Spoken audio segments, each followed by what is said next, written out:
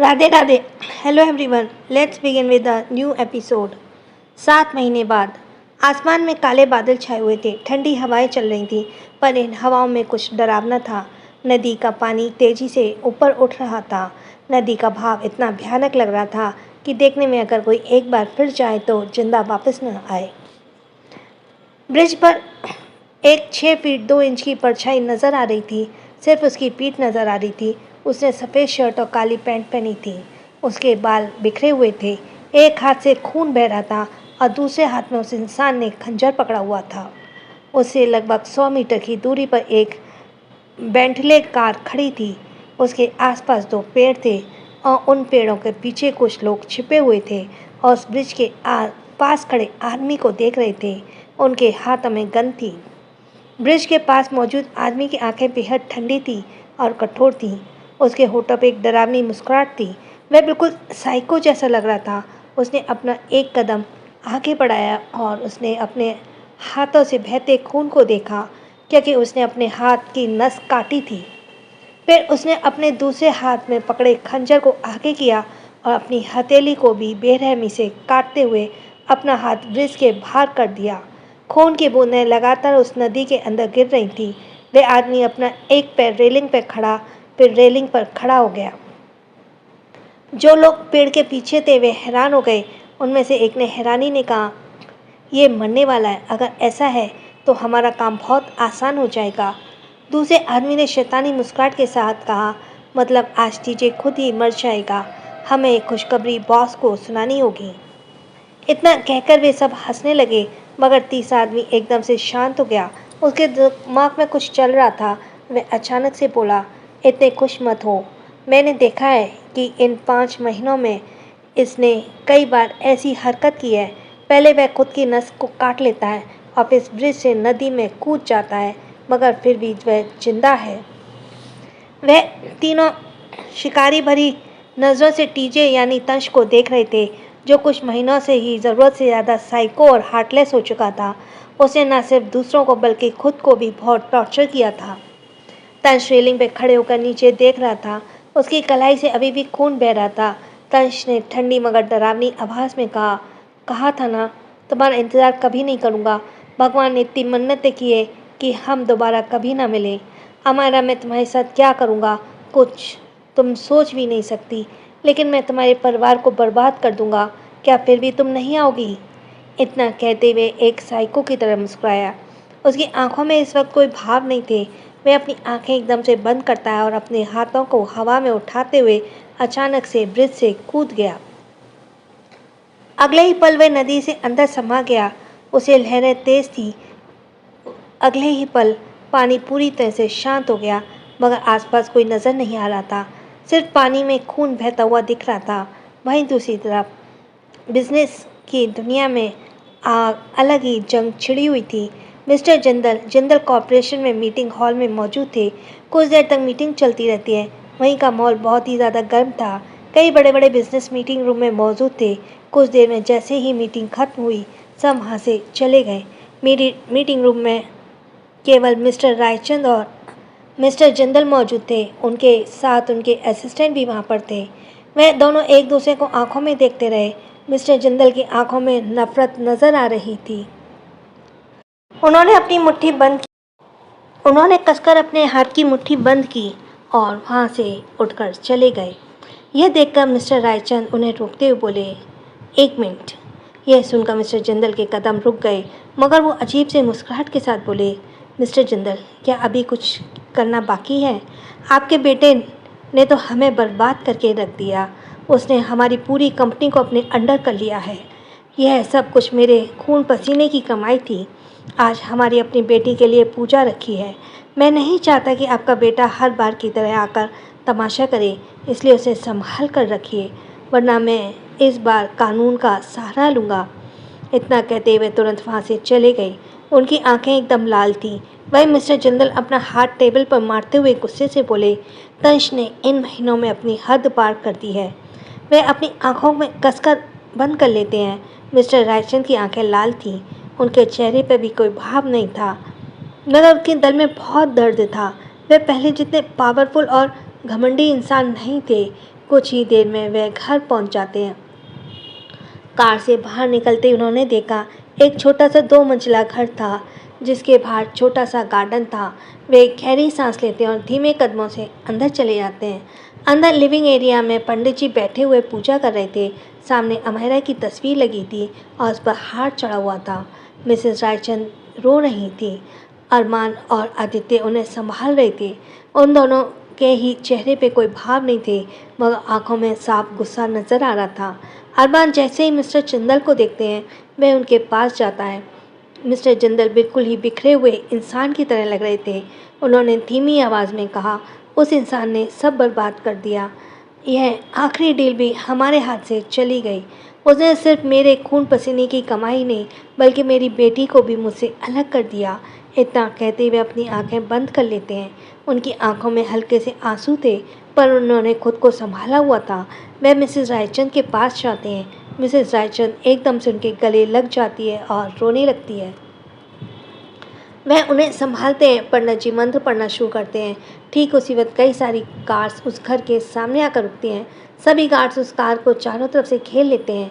Car रुकने की आवाज़ सुनते अंदर मौजूद सभी लोगों के दिल में एक अजीब सा डर बैठ गया।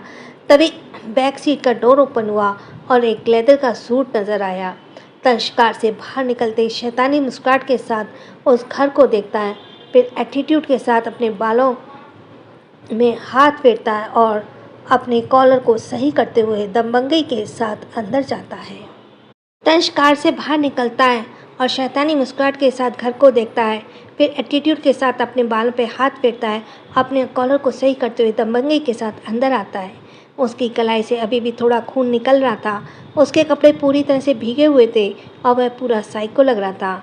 उसने जैसे ही घर के अंदर कदम रखा, मिस्टर रायचंद उसे देखते हुए नफरत से चिल्लाए, रुक जाओ वहीं पर, बेहतर होगा यहाँ से चले जाओ और यहाँ तमाशा मत करो। इस बार मैं चुप नहीं रहूँगा।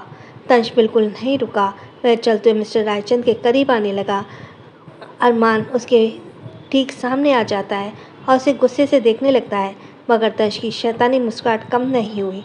उसने दोनों हाथ अपनी जेब में थे। वह अपनी गर्दन हल्की सी टेढ़ी करके अमायरा की तस्वीर को देखता है, फिर जिस पर हार चढ़ा हुआ था। यह देखकर उसकी आंखें और भी ज़्यादा गहरी होने लगी। तंश बिल्कुल हार्टलेस लग रहा था। ऐसे लग रहा था कि उसे ना तो किसी की फीलिंग से कोई मतलब था और ना ही अपनी चोट से। आदित्य गुस्से से बोला, तुम आखिर क्यों कर रहा है ये सब? क्या मिल रहा है तुम्हें ये सब करके? यह सुनकर तंश का चेहरा एक्सप्रेशन लेस हो गया। उसने सबको इग्नोर किया और अमायरा की तस्वीर से हार निकाल कर फेंक दिया। फिर पंडित जी के कॉलर को पकड़कर दांत पीसते हुए बोला, 3 सेकंड के अंदर अगर तू गायब नहीं हो ना तो फिर मैं तुझे इस दुनिया से गायब कर दूंगा। मुझे एक ही बात रिपीट करने की आदत नहीं। उसने जैसे ही पंडित जी को ज़मीन पर फेंका, पंडित जी डरते हुए भाग गए।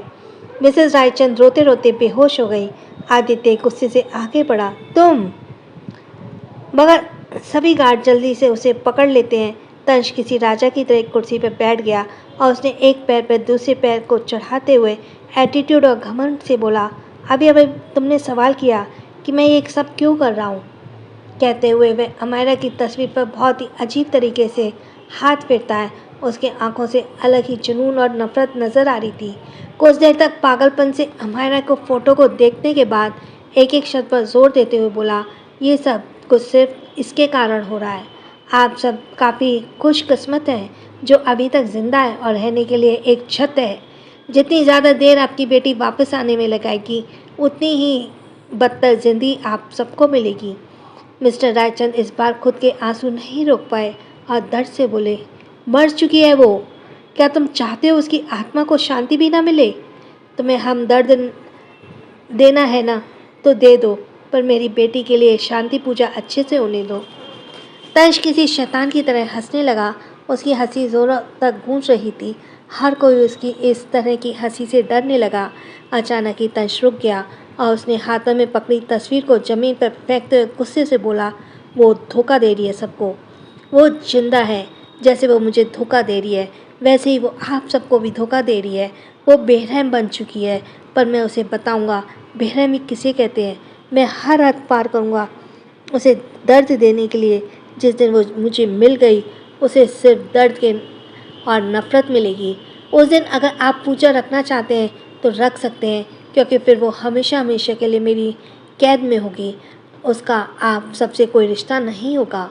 इतना कहते हुए खड़ा हो गया और उसने किसी की तरफ नहीं देखा और डायरेक्ट वहाँ से चला गया। हर कोई शौक था, क्योंकि जब भी वो अमायरा की आत्मा की शांति के लिए पूजा रखते, हमेशा तंश आकर सब कुछ तहस नहस करके चला जाता। मगर उसने कभी ये शब्द नहीं कहा था कि अमायरा जिंदा है और वो सबको धोखा दे रही है। मगर आज ने उसने ये शब्द कहे। सभी एक दूसरे को देख रहे थे। अरमान अचानक से बोला, डैडी, मुझे लगता है अभी भी एक उम्मीद की किरण है। अमायरा की लाश किसी को नहीं मिली है। वही वो सच में कहते। इतना कहते वह भी मुट्ठी बंद कर लेता है। सभी शौक थे। वहीं तंश बहुत ज़्यादा गुस्से में था। वह खुद ही ड्राइव करते हुए वहाँ से निकल गया। वह इतनी फास्ट ड्राइव कर रहा था कि आसपास के लोगों को प्रॉब्लम हो रही थी। उसकी आंखें एकदम से लाल थीं। उसकी शर्ट की स्लीव्स ऊपर फोल्ड थीं, इसलिए उसके हाथों की नसें भी नज़र आ रही थीं।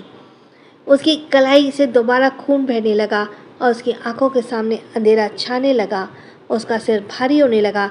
उसकी आंखें और भी ज़्यादा लाल होने लगीं। उसके पीछे उसके गार्ड्स की कार थी, लेकिन तंश काफ़ी तेज़ ड्राइव कर रहा था। अगले ही पल उसकी आंखों के सामने पूरी तरीके से अंधेरा छा गया और वह खुद को संभाल नहीं पाया।